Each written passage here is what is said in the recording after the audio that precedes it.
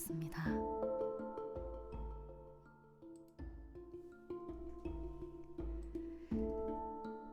조금 전에 400포인트 주신 건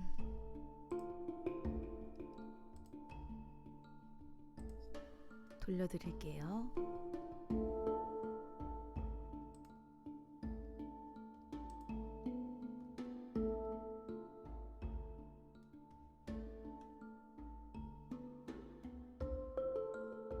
작게 들리시나요?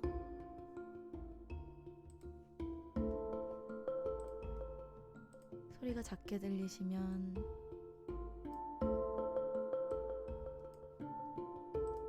조금 더 줄여드릴게요.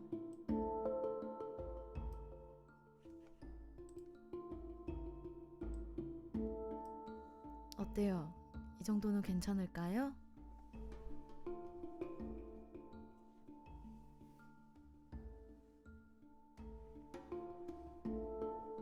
지금은 어떠실까요? 더 작게?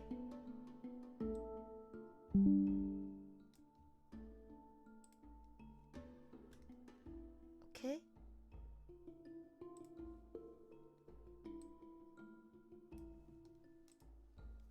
이렇게 진행하겠습니다. 오늘 무서운 거 하기로 해가지고 깨방정으로 하는 건 좀 아닌 것 같아서 목소리를 좀 깔고 시작했는데 어색하네요. 굉장히 어색하네요. 네.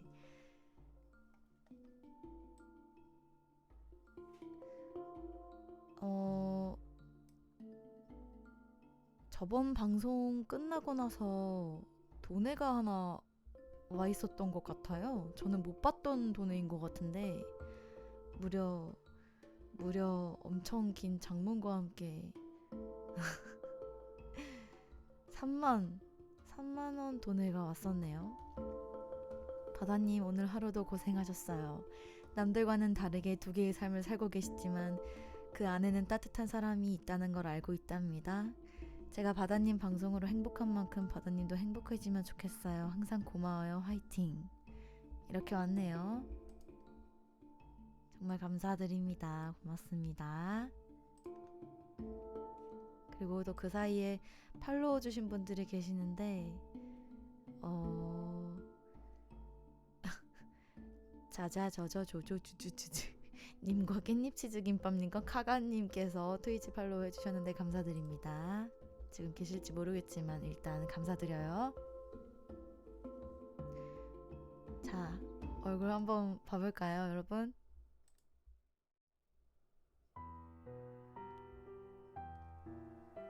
오늘은 웃으면서 해보도록 할게요. 이거 눈 개무섭네 이거. 이거 뭐야? 눈 개무서워 이거. 오늘은 이렇게 해볼게요. 오끼약. 여러분, 시작에 앞서서 저의 다른 썰 하나만 먼저 오찬호로 풀고 시작해 보겠습니다. 어제 일 끝나고 돌아오는 길에 그만 또 계단에서 굴러버렸어요. 근데 이번엔 저 혼자 구른 게 아니라 뒤에서 누가 제 뒷 발꿈치를 밟아버려가지고, 그래서 아니요, 그러니까 신발이 벗겨지면서 같이 굴렀는데 굉장히 몸이 엄청 쑤시네요. 긴 팔에 긴 바지를 입고 있었어가지고 상처가 난 건 아닌데 몸에 멍이 엄청 나 있어. 근데 그분이 오셔가지고 계속 저한테 어머 죄송합니다 라고 하시니까 솔직히 저도 조금 부끄럽고 쪽팔리고, 그래서 벌떡 일어나가지고 아니에요, 괜찮습니다, 괜찮아요 하고 이제 그러고 갔거든요. 아니 그런 입원이라는 생각이 안 들더라고. 근데 오셔서 계속 죄송합니다라고 하시니까 나도 부끄럽고 그래서 일어나가지고 일단은 왔는데 이게 계속 시간이 지나니까 온몸이 찌뿌둥하고 팔을 잘 못 들겠고 무릎이랑 여기 무릎 쪽이랑 여기 엉덩이 쪽이랑 나도 어떻게 했는지 모르겠는데 아무튼 간에 여기 막 멍이 막 다 들어가지고 진짜 팔은 그러니까 오른쪽이 아니라 거의 왼쪽 위주로 지금 막 다쳐가지고 왼쪽이 지금 팔부터 다리까지 지금 너무 너무 아파요 지금. 몸이 쑤셔. 그니까 근육이 놀란 건지 그래도 부러진 게 아닌 게 어디냐며. 부러진 게 아닌 게 어디야. 아무튼 굉장히 삭신이 쑤시네요. 엉덩이도 너무 아프네요. 진짜. 아니 근데 그분이 호다닥닥 달려오셔가지고 죄송하다고 계속 그러시는데 어떻게 뒤에 사람들도 다 막 더 이러고 있는데 나도 너무 부끄러운 거야. 그래서 괜찮다고 가셔도 됩니다, 괜찮습니다 이랬는데 이게 시간 지나니까 점점 아파. 세상에. 아무튼 굉장히 진짜 시간을 돌리고 싶은, 어지간해서 내가 시간 돌리고 싶단 말을 정말 안 하는데 어제는 정말 시간을 돌리고 싶네요, 진심으로. 1분만 빨리 갔거나 1분만 늦게 갔어도 정말. 아니 근데 그럴 거라고 생각을 못했어. 왜냐면 이런 식으로 다쳐본 적이 없으니까. 보통 다치면 혼자 다치고 그러지 누군가에 의해서 다쳐본 적이랄 게 딱히 없어가지고. 그렇다고 내가 무슨 차랑 교통사고 난 것도 아니고 이런 걸 또 생각을 못 해가지고. 그리고 어제는 그렇게까지 별로 안 아팠거든. 근데 집에 와서 보니까 막 멍이 막 이렇게 들어있고. 근데 하루 지나니까 멍이 더 부풀어가지고 이따만 있던 멍이 갑자기 이만해져 있는 거야. 빨갛고 주변이 다. 너무 아파. 무릎과 허벅지랑 엉덩이랑 이쪽이 다 아파. 암튼 괴담 아님 괴담이었습니다. 그러면 한번 시작해볼까요? 일단 적어주신 거는 총 생각보다 많은 것 같아요. 11개? 10개? 10개 정도 있는 거 10개 있는 거 같네. 10개 10개 있고. 이거 눈 이거 너무 무서운데 원래 얼굴로 바꿀까? 이거 너무 무서운 거 아니냐 이거? 이거 눈 감을 때마다 눈이 없어지는데 이거 너무 무서운 거. 아무튼 오늘은 이렇게 해볼게요. 원래 얼굴 이렇게 하겠습니다. 자, 거의 모든 글이 다 비공개로 올라왔기 때문에 어느 분이 쓰셨는지는 비밀로 하고 제가 읽어드릴 테니까 잘 한번 들어보세요, 여러분. 자, 일단 처음. 난 이 글 때문에 절대 안 읽었어, 미리. 미리 보면 평생 탈모라고 적어주신 어떤 조합원의 글입니다. 직접 겪었던 일입니다. 소나기가 쏟아지던 여름 시절이었다. 초등학생이었던 나는 학교를 마치고 집으로 돌아가고 있었다. 내가 살던 아파트는 1동과 2동으로 나뉘어 있었다.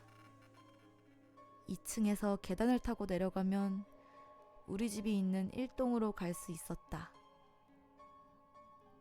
그래서 높은 위치인 2동에선 1동의 모습을 다 볼 수 있었다. 2동은 학교와 가까웠기 때문에 2동에서 1동으로 가는 것이 나의 학교 루틴이었다. 하교하면서 우산을 든 채로 친구와 신나게 떠들다가 헤어졌다. 근데 왜 계단이죠? 나도 계단이었는데. 얼마 안 가 2동에 도착한 나는 계단을 내려가면서 1동의 모습을 보았다. 커다란 점 같은 것이 보였다. 뭐지? 라는 생각을 하고 별 생각 없이 계단을 내려갔다. 가까이 갈수록 형체가 보였는데 그것은 비를 맞으면서 서 있는 사람이었다. 바람은 불지 않았지만 엄청난 빗방울이 내리치고 있었다. 대체 이런 날씨에 누가 우산도 없이 서 있는 걸까? 라는 생각이 들었는데 내가 가까이 갈수록 형체가 또렷해졌다. 그것은 여자였다. 새까만 원피스를 입은 채 고개를 숙이고 있었다. 장발이 물에 젖어 미역줄기처럼 몸에 들러붙어 있었다. 이제는 궁금증보다 무서움이 커졌다. 도망칠까 한번 고민을 했지만 저 여자를 지나치더라도 빨리 집에 가는 게 안전하다고 생각했다. 지나치는 순간에도 여자는 계속 똑같은 자세로 서 있었다. 엘리베이터에 들어간 순간 재빠르게 버튼을 눌렀다. 심장 박동이 터질 것 같이 뛰었다. 그 뒤로는 무서워서 바로 침대에 들어가 잠에 들었다. 뭐였던 걸까?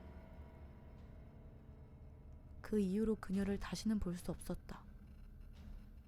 10년이 지났을 쯤 누나와 괴담 이야기를 주고받다가 이 얘기를 꺼낸 적이 있었다.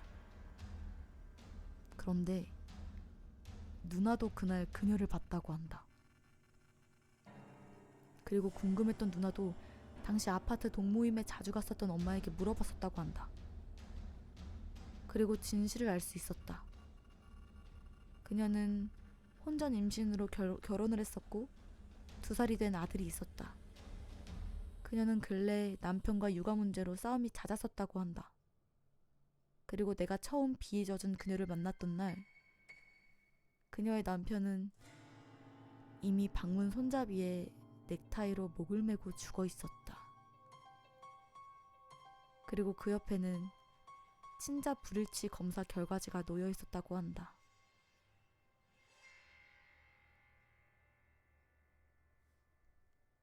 라고 하네요.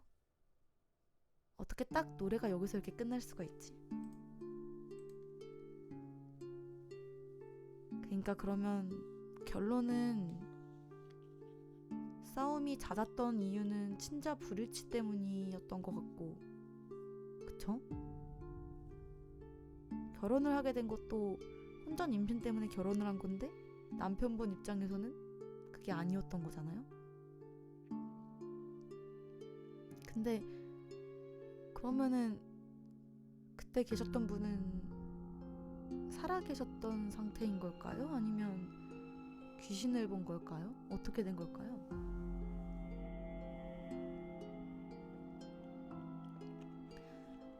뭐 그거는 아무도 모르겠지만 어쨌든 실제로 그렇게 아파트에서 누군가가 극단적 선택을 했다는 것은 확실하니까 요즘 같으면 집값 떨어진다고 뭐라고 하겠네요. 집값 떨어진다고 난리치는 사람들도 있었겠네요. 요즘 같았으면. 그것도 그거 나름대로 괴담 아닐까요? 사람이 죽었는데 그거 가지고 그러는 그것도 참 괴담입니다. 아무튼 이게 지금 그런 걸 알게 돼도 엄청 무서울 텐데 이렇게 어렸을 때 이런 거를 봤다고 하니까 얼마나 충격적이었는지 알 것 같네요. 엄청 충격적이었으니까 지금 이렇게 디테일하게 기억을 하고 있는 것 같아요. 게다가 가짜도 아니고 진짜고. 아무튼 첫 번째 여러분 이거 나중에 투표를 할 생각이기 때문에 코그 했는지 어떻게 알았지? 어쨌든 이거 투표를 해서 선물을 드리려고 하고 있기 때문에 일단 첫 번째는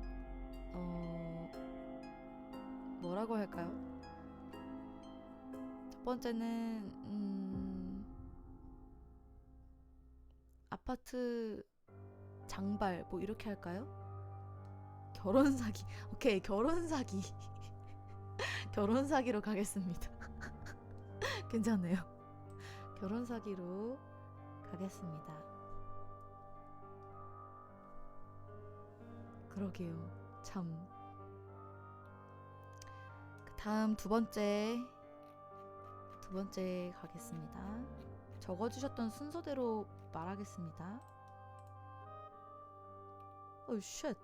어이 깜짝이야. 아니 이번 건 댓글도 달려 있어가지고 잠시만요. 이번 건 댓글도 달려 있는데 댓글이 진짜 더 무섭네. 아씨, 일단 네, 오래된 것부터 가장 먼저 적어주셨던 순서대로 읽고 있어요. 어쨌든 두 번째 거 읽겠습니다. 글을 쓰기 앞서 횡설수설할 수 있는 점 양해 부탁드립니다. 저는 주택에 살고 있습니다. 저희 집은 3층으로 3층은 옥상, 1층은 가족이 거주하는 공간입니다. 2층에는 총 2세대가 살 수 있는 집이 있습니다. 저는 2층에 살고 있고 옆집에는 세입자분이 계십니다. 60대 어르신인데 새 들어 산 지는 1년쯤 됐는데 이렇다 할 교류는 없습니다. 가끔 마주치면 인사하는 정도가 전부니까요. 지금까지는 별일 없이 잘 지냈습니다. 그러던 어느 밤, 아니, 몇 시간 전 일입니다. 평소처럼 컴퓨터를 하던 중이었습니다. 창밖에서 사람 발소리가 들리더라고요. 저희 집은 구조가 특이한 편인데 제 방 창문 바로 맞은편에 보일러실로 향하는 통로가 있습니다. 보일러실이니까 평소에는 드나들 일이 없거든요. 온수가 안 나오거나 할 때 보일러실을 확인해보는 정도였죠. 그런데 어젯밤 발소리가 들려가지고 아버지께서 올라오셨나 보다 하고 생각했습니다. 제가 그렇게 추측한 이유는 아버지 말고는 이런 시간에, 그것도 보일러실에 올 사람이 없거든요. 왜 오셨나 싶어가지고 창문을 연 순간 심장이 멎을 뻔했습니다. 창문 바로 너머에 옆집 어르신이 계셨기 때문입니다. 어르신은 마른 체격인데 퀭한 두 눈이 저를 바라보고 있었습니다. 저는 너무 놀라서 아무 말도 못했습니다. 누군가 내 방 창문 바로 앞에서 나를 바라보고 있다라고 하면 좀 이해가 되려나요? 너무 놀랐지만 마음을 진정하고 물었습니다. 무슨 일 있으세요? 어르신은 아무런 말씀도 없으셨습니다. 그냥 저를 바라만 보고 있었습니다. 그저 가만히요. 저는 다시 물었습니다. 무슨 일이 있으세요? 어르신은 여전히 아무 말씀이 없으셨습니다. 초점 없는 눈동자로 저를 빤히 바라봤을 뿐입니다. 얼마나 지났을까. 그러다 어르신이 입을 열었습니다. 혼자 있어요? 소름이 쫙 돋았습니다. 어르신이 제 옆집에 산 지는 1년도 넘었습니다. 어르신은 홀로 지내고 저도 2층에 혼자 산다는 걸 어르신도 아십니다. 심장이 미친 듯이 뛰기 시작했습니다. 저는 가까스로 마음을 다잡고 물었습니다. 네, 근데 어쩐 일이세요? 너무 무서웠습니다. 순간적으로 그런 말이 떠올랐습니다. 밖에서 낯선 사람을 만나는 건 무섭지 않지만 내 집에 낯선 사람이 있으면 무섭다는 거요. 거기다 어르신은 표정이 없었습니다. 기쁨, 슬픔, 난처함, 당황스러움, 그런 표정이에요. 얼마가 지난 후 어르신이 다시 입을 열었습니다. 왜 밖에 나와 있어요? 저는 아무 말도 할 수 없었습니다. 이해가 되지 않았습니다. 저는 제 방에 있고 어르신은 지금 보일러실에 있었으니까요. 아무런 말도 하지 못하다 글쎄요? 하고 대답했습니다. 차마 얼굴을 더 바라보지 못하고 그냥 창문을 닫아버렸습니다. 이 1년간 대면대면 하기는 해도 인사 정도는 하고 지냈습니다. 평소 저러시는 분이 아닌데 왜 저러는지 모르겠다고 생각했습니다. 처음 겪는 일에 가슴이 쿵쾅거렸습니다. 저는 도망치듯이 1층으로 내려갔습니다. 아버지께 이 일에 대해 말씀드릴까 했는데 아버지는 통화를 하고 계셨습니다. 하는 수 없이 다시 2층으로 올라오는데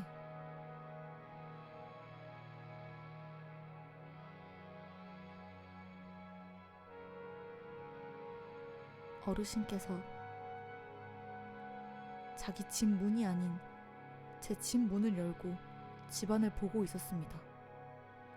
저는 문으로 다가가 물었습니다. 무슨 일 있으세요? 지금 쓰면서 느끼는 건 왜 같은 질문만 했나 싶지만 당시에는 그 말밖에는 떠오르지 않았습니다. 아니요, 무슨 일은요? 어르신은 그렇게 말하면서 제 집으로 들어갔습니다. 저도 따라서 방으로 들어갔고요. 어르신은 저를 가만히 바라보았습니다. 여기가 어디죠? 저는 대답했습니다. 여긴 제 집이고 옆집으로 가셔야 해요. 어르신은 잠시 아무 말 없다가 천천히 옆집으로 들어갔습니다. 그 후 저는 1층으로 내려가 아버지께 말씀드리고 열쇠를 받았습니다. 평소 집에 들어올 사람도 없어서 외출할 때 문을 잠그지 않았거든요.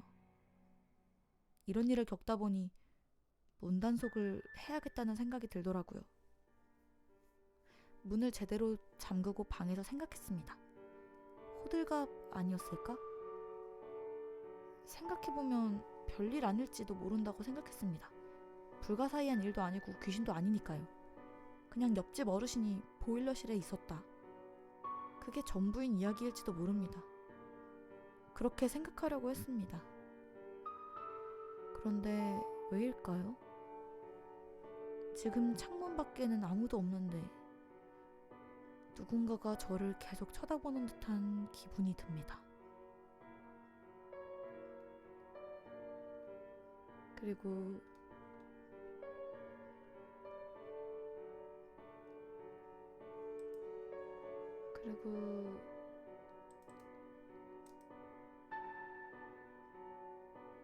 댓글이 적혔던 건데요. 댓글로 받은 사진인데 잠시만요. 이게 저장이 안 돼가지고 캡처해서 보여드릴게요.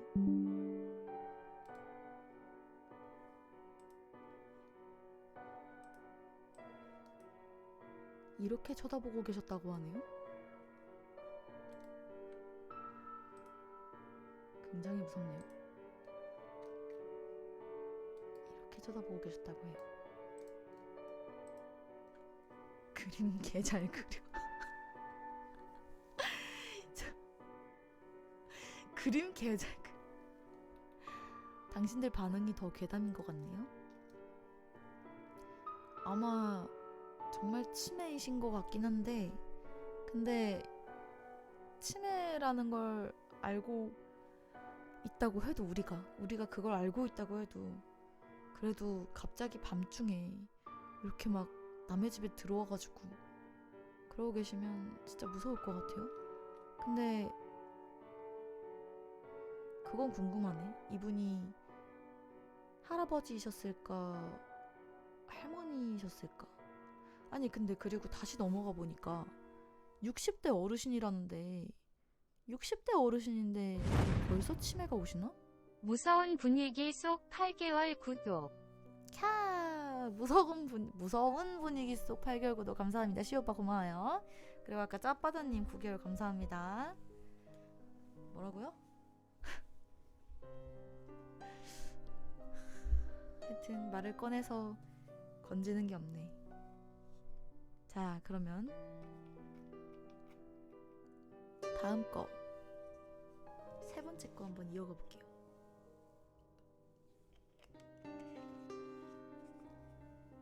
요즘 애들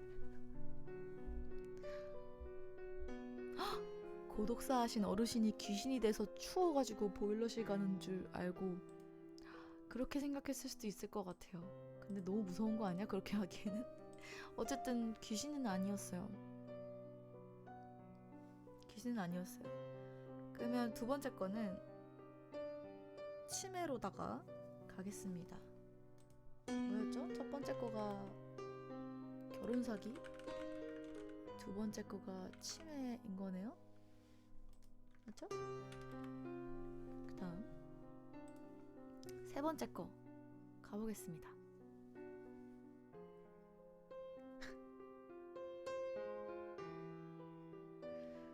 제 연기력으로 살려달라고 하고 있는데 이게 될지 모르겠지만 뭐 어쨌든 한번 보겠습니다. 이 사연에서 등장하는 모든 인물, 장소는 실존하며 100% 실화를 바탕으로 재구성되었습니다. 이 이야기는 제가 대학생 때 큰 잘못을 저질러서 대학원에서 노예 생활을 할 때 경험했던 일입니다. 제가 다니던 연구실은 바로 옆에 서버실이 따로 있었습니다. 노예. 서버실이라고 해봐야 좁은 공간에 서버 몇 대가 있고 연구실 초기부터 사용 안 하던 사용하던 안 쓰는 장비가 쌓여있는 창고 비슷한 공간이었습니다. 특이한 점은 장비들이 정리가 안 되어 있고 청소도 잘 하지 않는 곳이어가지고 연구실에 비해 묘하게 분위기가 을씨년스러워서 오래 있기 싫은 공간이라는 것일까요? 사진 찍어둔 게 있을 것 같긴 한데 아쉽게도 찾기가 쉽지 않네요. 다행입니다. 사진 보면 더 무서웠을 것 같긴 한데. 어쨌든 그리고 서버실에는 개인적으로 이것이 있는 연구실은 꼭 피해야 한다고 생각하는 물건 중 하나인 라꾸라꾸가 있었습니다. 펼쳐놓으면 을씨년스러운 서버실의 분위기와 어울리게 바퀴도 하나 빠져있고 정체 모를 얼룩도 묻어있는 그런 낡은 물건이었어요. 기숙사가 있음에도 불구하고 보통 교수님이 아침부터 호출을 하시기에 밤샌 날에는 라꾸라꾸에서 자는 경우가 많았습니다. 그런데 이상한 점은 유독 이 라꾸라꾸에서만 자면 자주 가위에 눌린다는 것이었는데요. 그때 당시에는 서버실이 엄청 시끄러워서 푹 못 자고 정신만 깨서 그런가 보다 하고 스스로를 납득시키면서 애써 잠을 청하곤 했었습니다.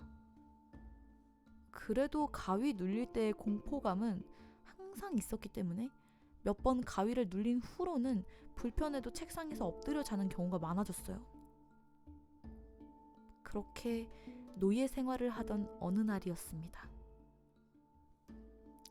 여느 때처럼 자정 넘게 교수님께 전화로 시달리고 새로 해보라는 실험까지 받아가지고 새벽까지 그 실험을 진행하던 날, 그날따라 너무 피곤하고 도저히 머리가 안 돌아가서 잠깐 자고서 해야겠다고 생각을 했었습니다.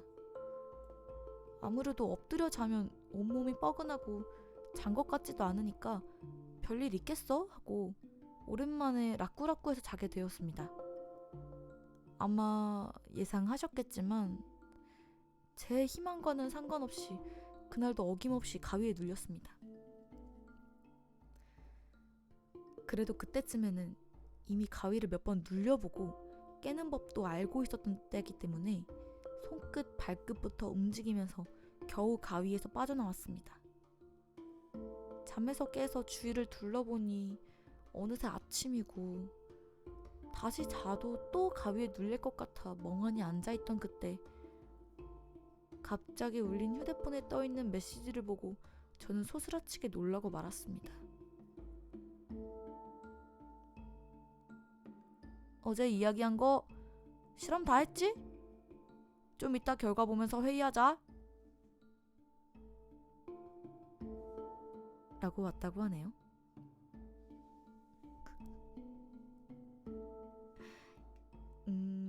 그니까 가위는 가위대로 눌렸고 나머지 제대로 진행도 못하고 있었는데 다 했냐고 여쭤보시고 나중에 회의하자라고 하신 거네요. 이게 공포지. 이게 공포. 이거는 솔직히 부금이 살린 것 같은 느낌이랄까? 아무튼 교수님. 그런데 도대체 다들 여기 연구원이 왜 이렇게 많은 것 같지? 저번에도 누가 연구한다고 했던 것 같은데 본인이었나? 누가 연구한다고 그랬었던 것 같거든? 아닌가? 아무튼 이거 세 번째는 연구로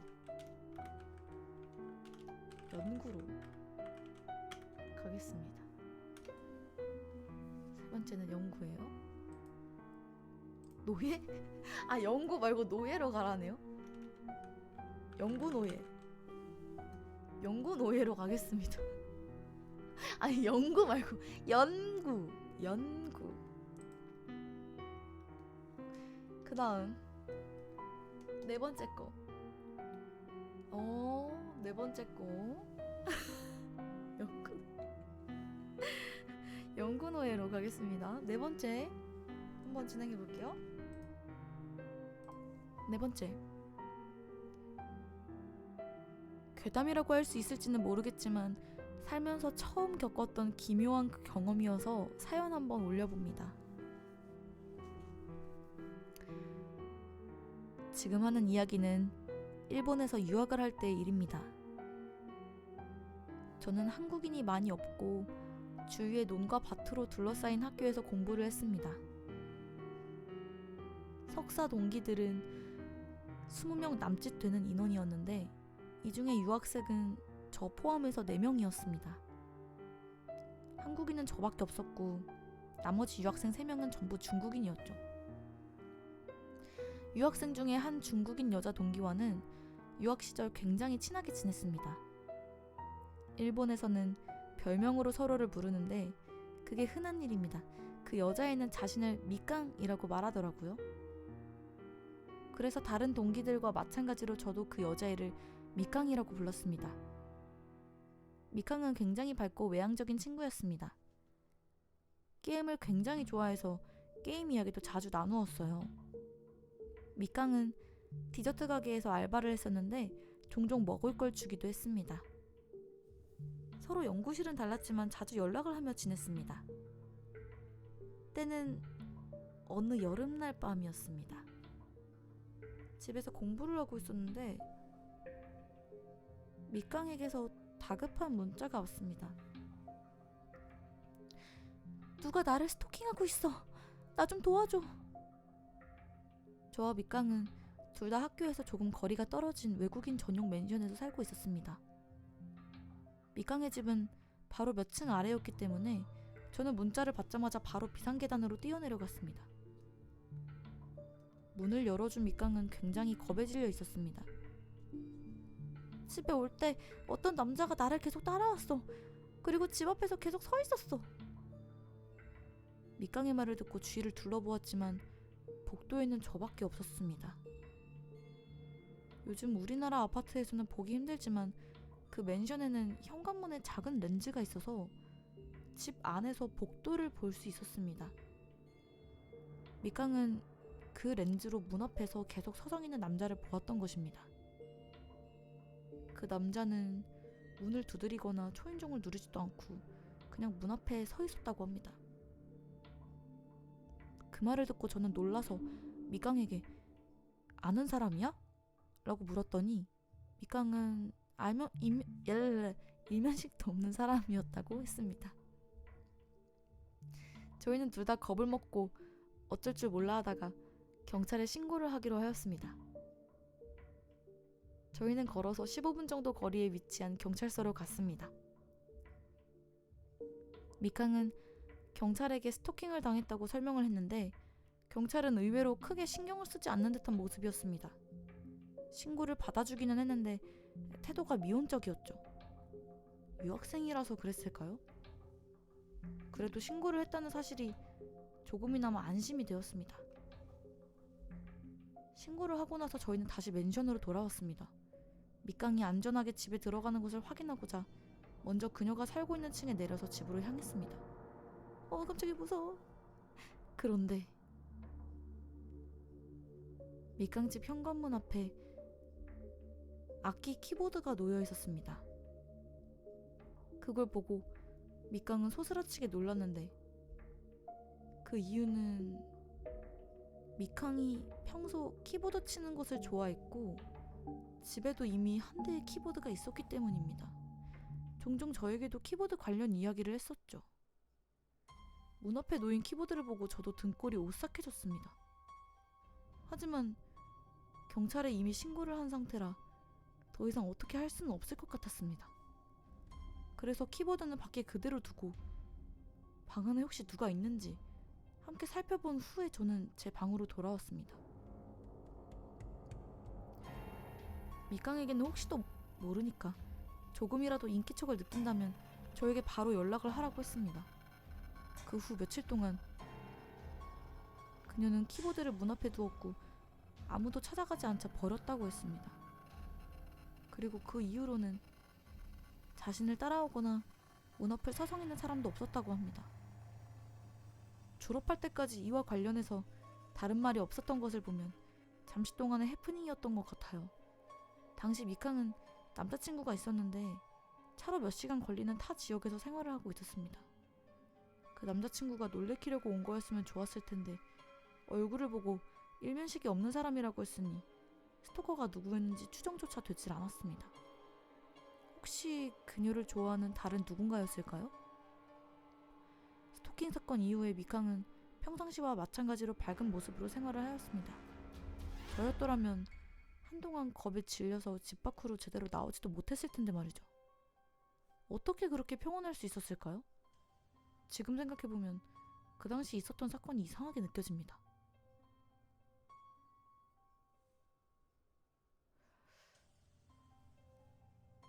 일단 첫 번째, 이 조합원이 왜 이렇게 일본어를 좀 잘하나 했더니 일단 유학생활을 하셨던 거였어요. 왜 일본어를 잘하지? 이거 완전 찐 오타쿠 그런 거 아닐까? 라고 생각을 살짝 했었는데 유학생이었던 거였었네요. 특정 완료 뭐야? 일단 그리고 앞에 키보드가 있었다는 게 좀 소름 끼치긴 한다. 그러면 한두 번 서성였던 게 아니었을 수도 있는 거잖아. 벨도 안 누르고 그랬다고 했으니까. 그럼 엄청 무서웠을 텐데.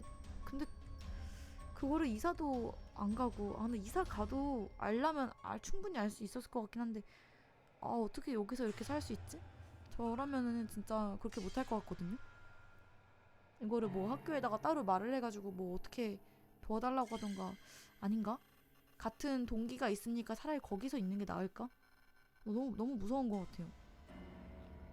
개인적으로 이거는 진짜 뭔가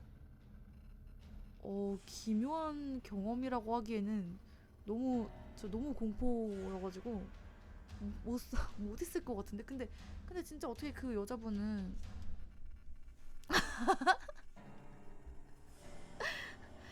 그러니까 여기는 키보드를 사가지고 안에다가가 아니고 밖에다가 아예 내려놨다는 거잖아요. 굉장한데 진짜. 여기는 키보드라고 해볼까요? 키보드.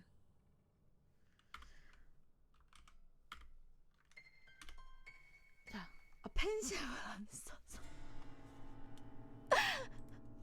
너네가 받아들이는 게 더 괴담인데? 어떻게 그걸 그렇게 받아들여? 너무 무서워. 자, 그 다음 5번째 사연 한번 들어가 볼게요.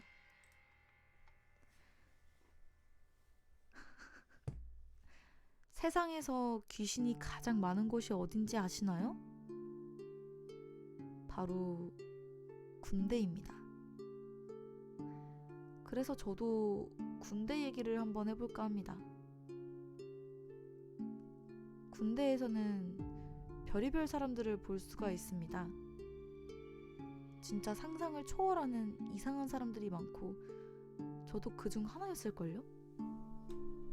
저는 입대 후 전방의 어느 부대로 가게 되었습니다. 저 포함 4명의 동기들이 같이 갔죠. 저희 4명이 막내로 3달 정도를 지냈을 무렵 드디어 신병이 들어오게 되었습니다. 얇은 애 1명에 두꺼운 애 1명. 너무 늦게 와서 후임인 줄 알았는데 동기였습니다. 새로운 동기들과 지내다 보니 저희는 점점 두꺼운 동기가 이상하다는 생각을 하게 되었습니다. 흔히 말하는 패급이었죠. 근데 개인적으로 마른 애, 뚱뚱한 애 이렇게 안 하고 얇은 애, 두꺼운 애라고 하는 게 더 이상. 어쨌든 평소 작업도 못하고 어리버리 까고 해야 할 일들 까먹고 이상한 짓 하는 것도 있었지만 가장 심각한 건 냄새가 너무 많이 난다는 거였습니다.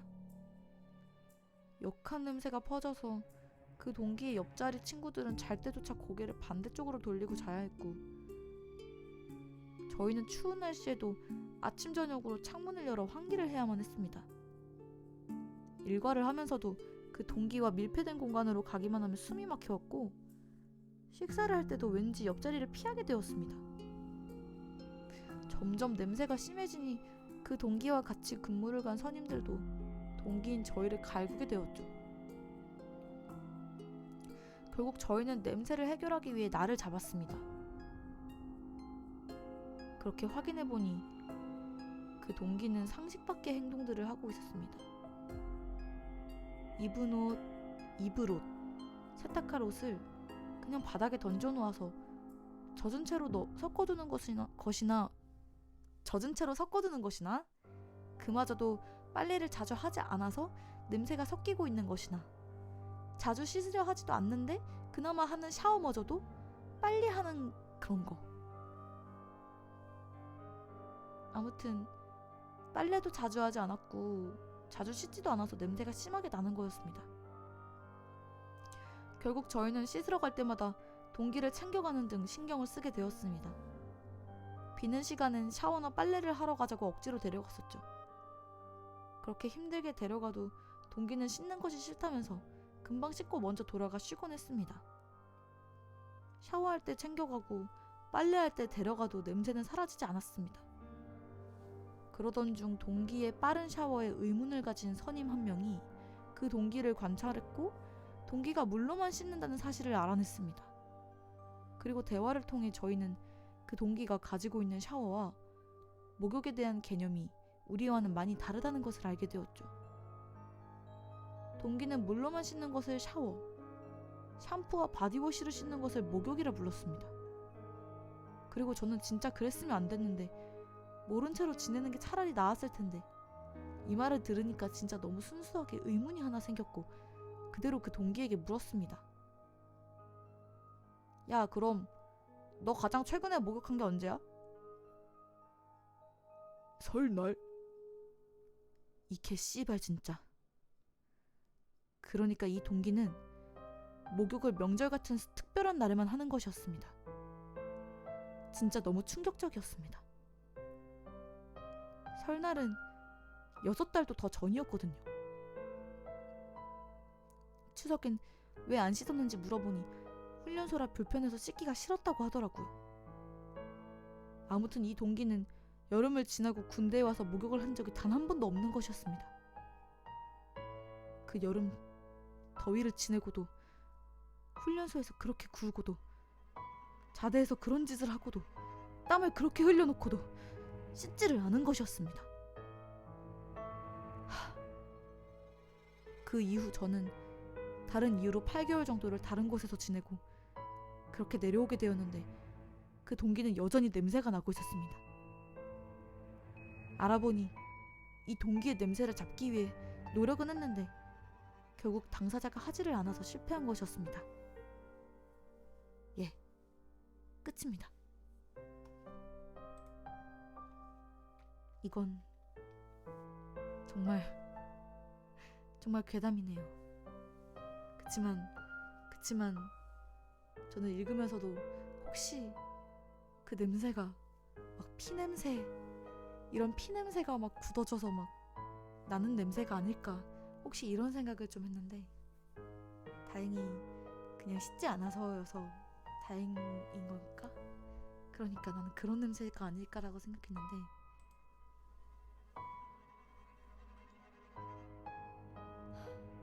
정말 냄새나네요.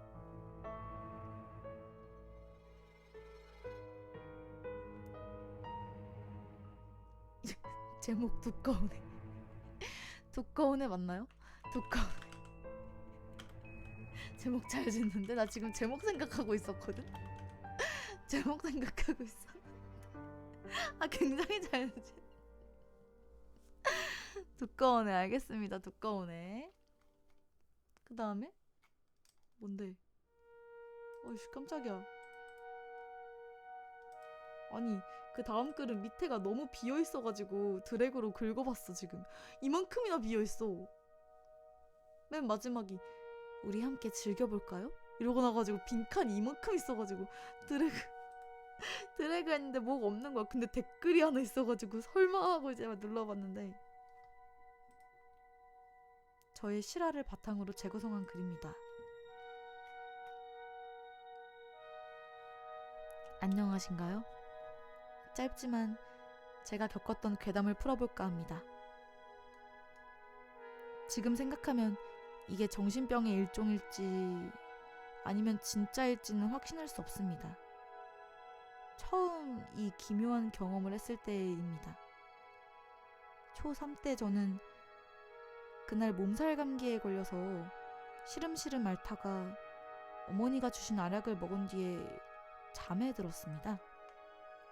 그런데 갑작스런 충격에 잠에서 깼는데요.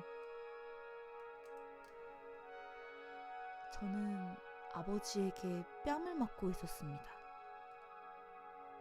어머니와 형은 저를 위에서 바라보고 있었고요.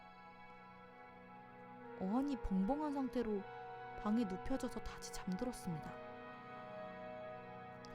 이후 형에게 이야기를 들어보니까 제가 갑자기 벌떡 일어서더니 알 수 없는 말을 중얼거리면서 집 밖을 나가려고 했다고 합니다. 그 당시 저희 집은 시골 산중에 주변에는 아무것도 없어서 굉장히 위험했거든요. 넋이 나간 저를 그래서 붙잡고 뺨을 후려 갈겼던 거였어요. 이게 끝이 아닙니다. 3년 뒤 초6 때 또 저는 몸이 아파서 다시 알아 누웠습니다. 또 약을 먹고 누워있었는데 또 갑자기 벌떡 일어났습니다. 그때와는 조금 달랐습니다. 그때는 정신이 깨어있었지만 몸은 제 의지와는 다르게 움직였죠. 저는 창문으로 걸어갔습니다. 갑자기 주먹을 치켜들더니 창문을 향해서 팍! 그때 그 순간 저는 분명히 봤습니다. 창문에 비춰진 내가 아닌 다른 기괴한 무언가였던 것을. 갑작스런 소리에 어머니는 놀라서 넋 놓고 보고 있었습니다. 그대로 저는 다시 냉장고 쪽으로 걸어가더니 다시 주먹을 올리고 퍽. 그 다음은 밥통으로 가더니 퍽. 다음 문 쪽으로 가려던 순간 어머니가 저를 제압하듯이 눕히고 그때와 같이 뺨을 수차례 맞고 깨어났습니다. 이 사건 후 또 다시 3년이 지나 중학교 3학년이 되었을 때 저는 다시 몸살에 걸렸습니다. 아, 결국 올 것이 왔구나. 이번에는 무언가 막연한 불안감이 물밀듯이 밀려왔습니다. 아니나 다를까 결국 일이 일어나고 말았죠. 그날엔 부모님은 물론이고 형조차도 집에 없었습니다. 저를 통제해줄 그 누구도 없었죠. 초6대와 같이 정신은 깨어있지만 몸이 말을 안 들었습니다. 결국 저는 제 의지와는 상관없이 집 밖을 나가게 됐고 몇십 분을 걸어 다녔을까요? 동네 작은 슈퍼에 들어오게 됩니다. 거기서 저는 카프리선을 움켜쥐고 계산대로 들고 갔는데요.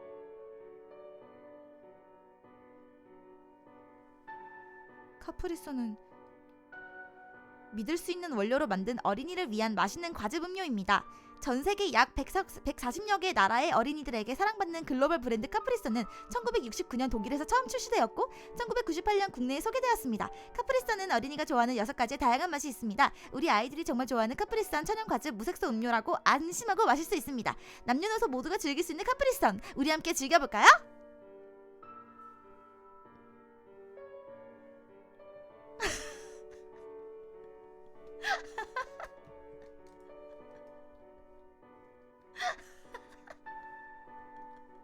카프리선은 못 참지.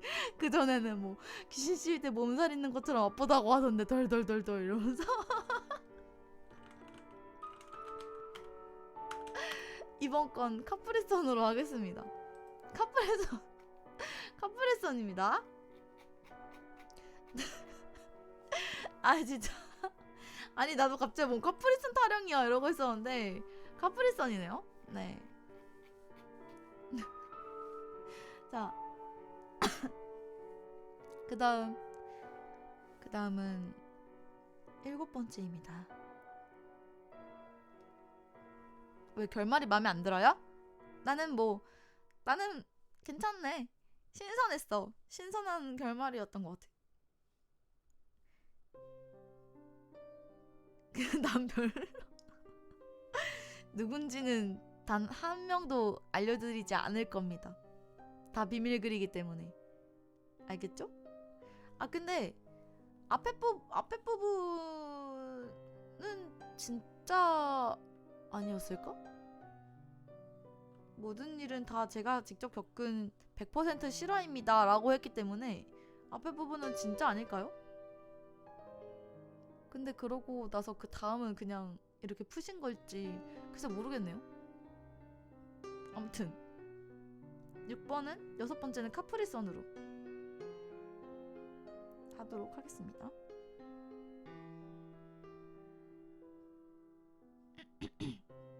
그 다음 7번째. 7번째는 또 굉장히 무서운 거예요. 이거 제가 한번 저번 방송에서 이거 읽어버렸는데 너무 무서워 라고 한번 한 적이 있는데 굉장히 무서운 겁니다. 네, 바로 그거예요. 잘 들어봐. 5주가 지났지만 군생활 6.7% 진함. 끝입니다.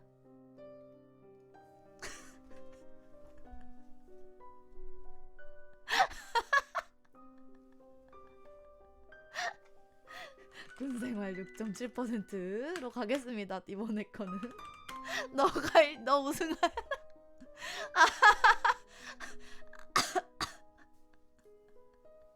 너 우승해. 나 우승할래. 아 진짜 웃겨. 맞아 지금은 없죠. 이거 그냥 글만 쓴 거니까. 아 진짜 웃기네. 맞아 다시 보기가 뭐 있어가지고 다행이라고 막 이러는데 아무튼 이번에 거 보지 않을까요? 본인도 이거 글을 썼으니 아마 보지 않을까요? 자 8번째 가겠습니다. 8번째.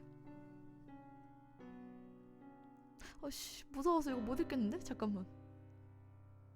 너네 그거 아냐? 누워서 눈 감고 온몸에 힘 다 빼고 머리에 진짜 아무 생각도 안 떠오르게 하고 그냥 그 깜깜하고 아무것도 없는 상태에서 입으로 44까지 거꾸로 세고 눈 뜨면 눈앞에 귀신이 갸웃갸웃하고 쳐다보고 있다고 해. 사람 눈에 안 보여서 그렇지 바로 코 닿을 거리에 있다고 해. 이거 진짜 무섭네요. 이거 너무 무섭네요. 8번째는 44로 하겠습니다. 한번 궁금하신 분은 해보세요. 저는 안 할래요. 모르겠습니다. 네, 이게 끝입니다. 그리고 9번째.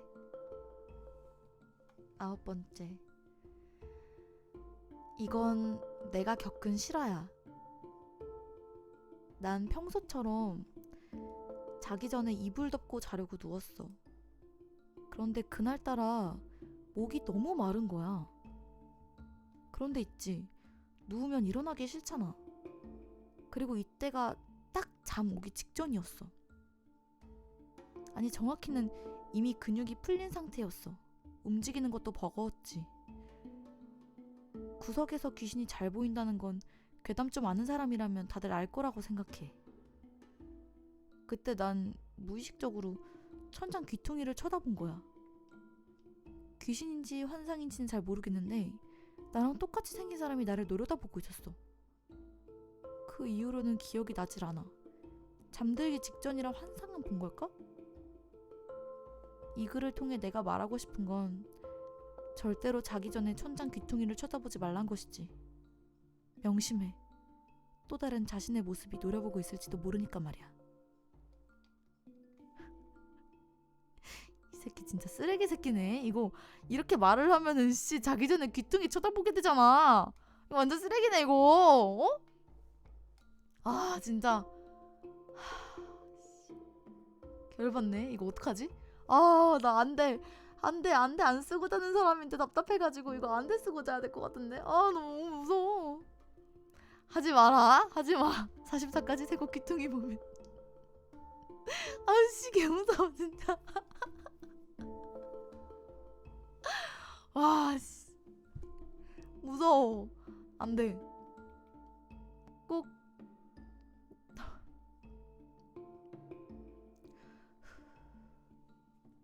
나중에 해보신 분 있으시면 해보시고 썰 한번 풀어주세요. 나는 안 할 거니까. 난 절대 싫어. 절대 안 할 거니까. 9번째 뭐죠? 귀퉁이. 천장 귀퉁이. 그 다음에 마지막 사연입니다. 마지막 사연이에요. 그나마 이거는 조금 기네요. 근데 이번에도 일본 유학이에요. 다른 사람이거든? 이번에도 일본 유학이네요? 정말 의외의 사람이에요. 정말 의외의 사람인데 자 일단 마지막 읽어드리겠습니다. 일본 유학 가기 전에 무슨 서류를 떼려고 서울에 좀 으리으리한 건물인데 일본 뭐였더라? 공공기관 같은 거였는데 기억났다. 대사관임. 아니 대사관을 까먹어? 뭐지? 아무튼 거기 8층인가 7층인가 가서 서류 떼고 내려가려는데 엘베가 존나 안 오는 거임. 그래서 계단으로 가야지 하고 계단실 들어가서 쭉 내려갔는데 뭔가 존나게 오래 걸리는 거임. 한층 내려가는데 거의 2.5층 수준으로 걸어 내려가는 것처럼 씨발 좋은 건물이라 그런가? 족같네잉 하면서 1층까지 왔는데 아니 씨발 문이 안 열리는 거임. 문도 무슨 손잡이 있는 문이 아니고 커다란 쇠바처럼 되어 있는 문인데 어깨 잡는 부분도 없고 눌러서 밀어도 안 밀리고. 근데 또 옆에 도어록처럼 잠금장치 표시되어 있는 기계? 거기에는 오픈이라고 표시가 되어 있었는데 왜 안 열리는지 존나 빡쳐서 낑낑대다가 문 쿵쿵쿵 두들기면서 문 좀 열어주세요. 문이 안 열려요. 하고 소리를 존나 질렀음. 분명히 내가 이 건물 들어올 때 1층 계단실이 카운터 바로 옆에 있던 걸 확인했단 말이야. 그 정도 시끄럽게 했으면 카운터 보는 분들이 금방 열어줄 줄 알았는데 아무런 반응도 없는 거야. 뭔가 이상하다. 야발 뭔가 이상해. 하면서 그래 다시 올라가서 엘베 타고 내려가자 족같네 하고 8층까지 걸어 올라가라고 했어. 그런데 님이 계단 올라가는데 너무너무 느낌이 이상한 거야. 막 방향 감각 존나 안 맞고 분명히 이게 올라가는 중인데 시간이 너무 오래 걸리고 건물 전체가 한 15도쯤 기울어 있는 것처럼 한쪽으로 자꾸 기우는 거야 몸이. 그래서 아니 씨불 왜 이러지 몸이? 허약한가? 아까 소리를 너무 많이 질렀나? 하고 그래 좀 쉬자. 그러고 나서 계단 걸터 앉아서 폰을 켰는데 신호가 하나도 안 잡히는 거임. 이게 말이 되냐? 순간 진짜 기분이 급 싸해지면서 이거 좆됐다. 뭔가 이상하다 싶어가지고 그때부터 귀신한테 쫓기는 것처럼 진짜 미친듯이 계단을 뛰어 올라갔어. 몸이 진짜 천근만근이고 존나 이상한데도 미친놈처럼 계단 올라가서 8층까지 왔는데 아니 씨발 또 문이 안 열리는 거임. 그때부터 진짜 너무너무 무서워서 소리를 존나 지르면서 문 부실 것처럼 존나 두들기고 살려달라고 악을 막 바락바락 질렀는데 무슨 흡음재에다가 소리를 지르는 느낌? 방음실 같은? 그런 것처럼 내 목소리가 너무 작게 느껴지고 울리질 않는 거야. 딱 그때 지금까지 위화감 느꼈던 게 확실해진 게 여태까지 계단 오르내리는데 발소리가 나지를 않는 거야. 와 진짜 환장하겠더라. 이건 내가 미쳤던가? 아니면 여기가 이상한 곳이다. 이게 확실해져서 진짜 공포 때문에 눈물을 줄줄 흘리고 온몸이 바들바들 떨렸어. 8층 계단실 문 밖에 사람 존나 많았는데 이걸 못 듣는 게 말이 안 되는데 하면서 씨발 씨발 뭐야 왜 이래 씨발 하면서 다시 1층으로 갔다가 문 두들기고 지랄하다가 또 8층으로 올라갔다가 문 앞에서 지랄하고 두세 번 정도 왕복했던 걸로 기억함. 그러다가 너무 지치고 무섭고 힘들어서 그냥 1층 문 앞에 바짝 붙어서 쭈그려 앉아가지고 무릎에 고개를 쳐박고 귀를 막고 있었어. 30분 정도를 그러고 있었나? 갑자기 문이 열리면서 벽이랑 문 사이에 퍽 하고 내가 낑겨버렸어. 아 씨발 하고 소리를 질렀는데 문 연 아저씨도 존나 놀랬는지 뭐야 하면서 소리를 지름. 그렇게 존나 의문인 상태로 빠져나오고 그냥 끝났음. 까짐입니다. 그래서 일단 1번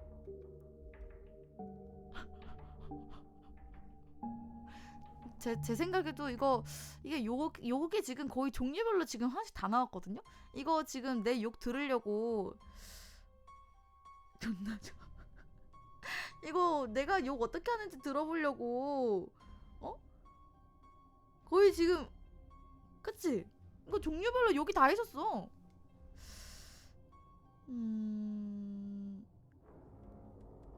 아무튼 욕이 있네요. 근데 욕 좀 치네 받아? 아니 저는 연기를 여러분들이 열심히 해달라고 했기 때문에 연기를 위해서 열심히 욕을 한 거지. 절대 뭐 제가 욕을 잘한다던가 그런 건 아닙니다.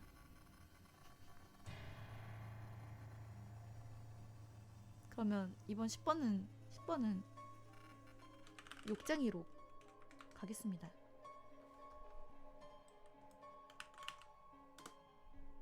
1번 결혼 사기, 2번 치매, 3번 연구노예, 4번 키보드, 5번 두꺼운 애, 6번 카프리선, 7번 군생활 6.7%, 8번 44, 9번 천장 귀퉁이, 10번 욕쟁이. 이렇게 해서 제가 한번 공지를 좀 올려야겠네요. 일단 공지에다가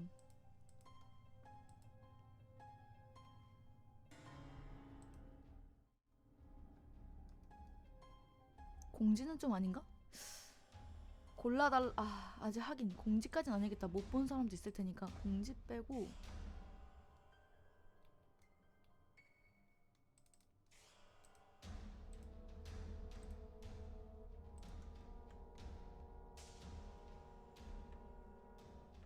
아니 여기 투표를 올릴 생각인데? 여기서 투표를 하려고 하는데?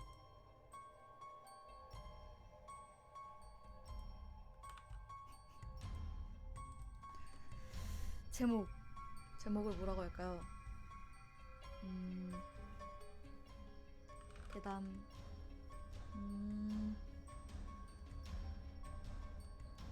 무기명 복수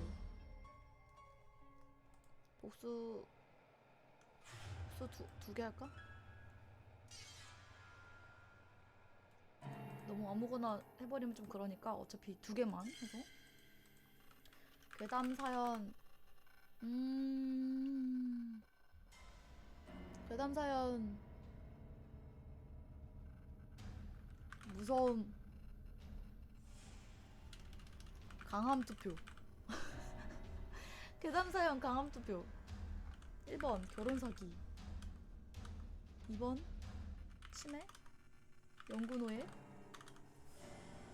키보드 두꺼운 애 카프리썸 군생활 6.7%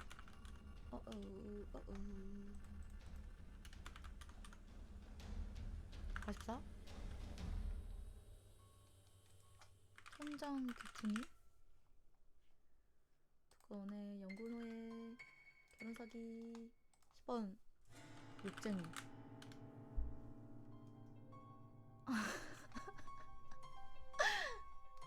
제목에 한 표 줄 수 있냐고요? 왜? 아 그리고 투표 참여 후 투표 종료 후 봐야 되고 투표 항목이 항목 번호 이렇게 가야 되고 자동 종료는 며칠로 하지? 오늘 했으니까 한 일주일 가고 일주일 후에 같이 봅시다.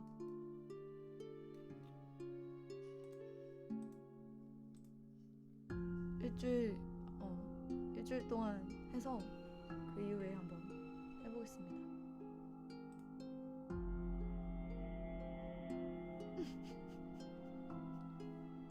아니 근데 왜냐면 그 군 친구가 좀 그래야 하지 않을까? 못할 수도 있지 않을까? 이 친구도 약간 봐야 되지 않아?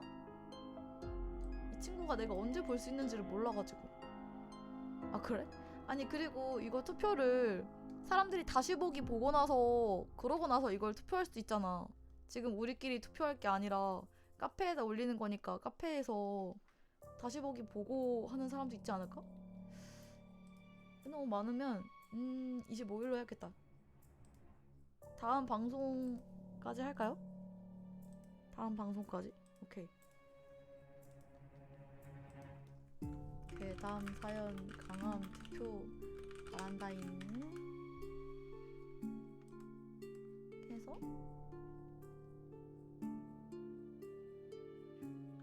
이거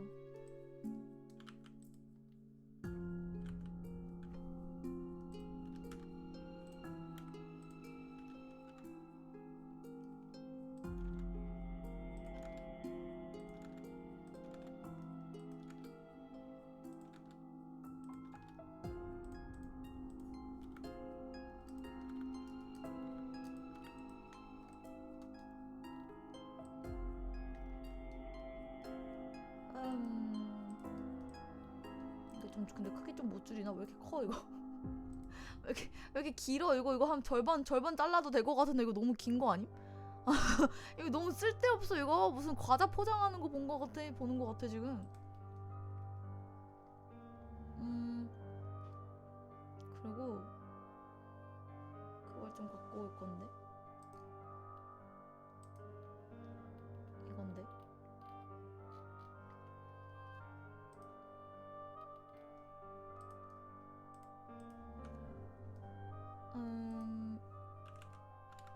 어? 뭐지? 요 위에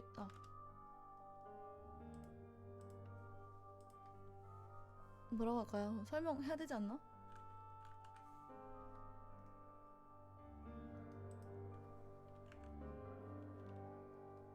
이거 섞고 드디어 괴담을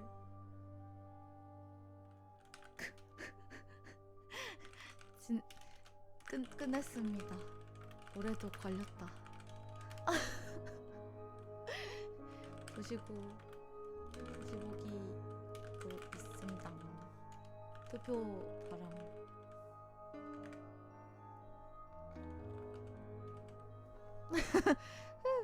이렇게 하면 되죠? 이렇게만 이렇게?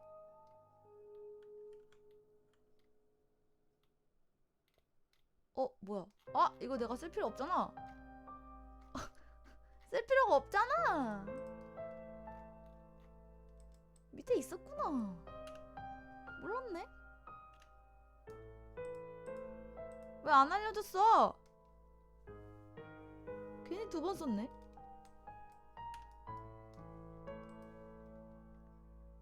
아무튼 이렇게 투표 부탁드립니다, 여러분. 최대 2개까지 선택 가능입니다. 다음 방송 때 한번 같이 결과 보는 걸로 할게요. 나는 아마 그 전에 조금씩 결과 볼 것 같긴 한데 어쨌든 그렇게 해보도록 하겠습니다.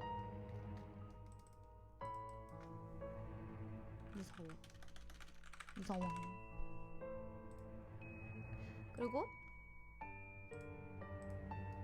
그리고 이제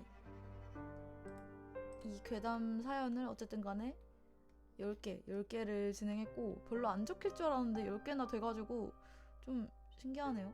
아, 근데 이거 공지해야 될 것 같아.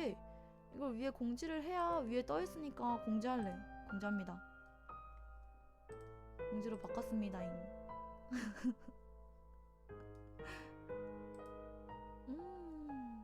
그리고 뭐야, 벌써 댓글이 4개나 적혀있는데? 한번 볼까? 뭐야, 아니 나도 못 보네? 투표 결과를 나도 못 봐? 진짜 괴담인데? 아니 나도 못 보잖아. 진짜 어이없어. 난 방장인데. 나는 매니저인데 왜 못 봄? 진짜 어이없네. 참 거의 참 이거 참 아무튼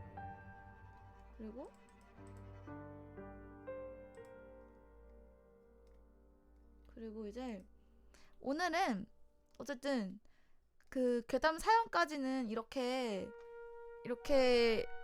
방송을 통해서 같이 하려고 했었고, 이후부터는 이제 그 심야괴담에 관련해서 이제 보려고 했는데, 아무래도 그게 저작권이 있다 보니까 방송은 여기까지 해서